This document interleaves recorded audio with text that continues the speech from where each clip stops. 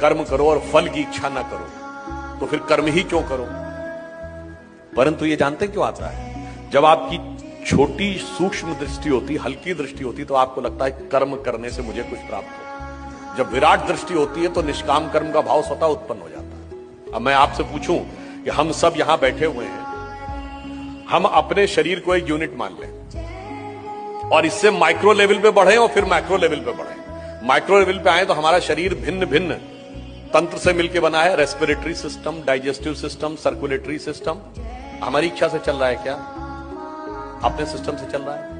हमारे शरीर के जितने तंत्र भिन्न भिन्न अंगों से बने, हार्ट, लिवर, किडनी, हमारी इच्छा से चल रहे हैं क्या?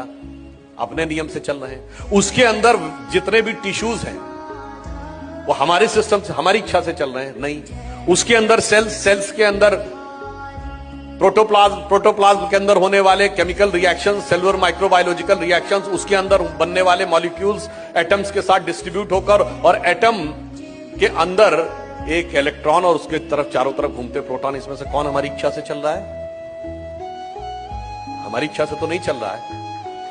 अब आइए आप विराट पे, हम खड़े हैं, इस धरती पे खड़े हैं, धरती का इकोलॉजिकल सिस्टम हमारी इच्छा से चल रहा है।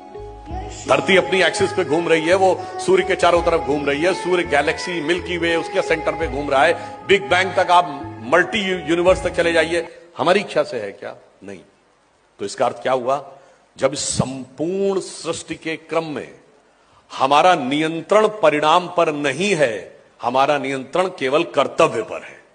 इसलिए जिस भी स्थान पर जो भी भूमिका ईश्वर ने दी है, यदि आप इस विराट सत्य को समझ पाएंगे तो आपके मन में स्वतः निष्काम कर्म का भाव उत्पन्न हो जाएगा कि मुझे अपना कर्तव्य करना है, बाकी इस विराट सृष्टि क्रम को चलाने वाला ईश्वर स्वतः हमें उसका उपयुक्त फल देगा।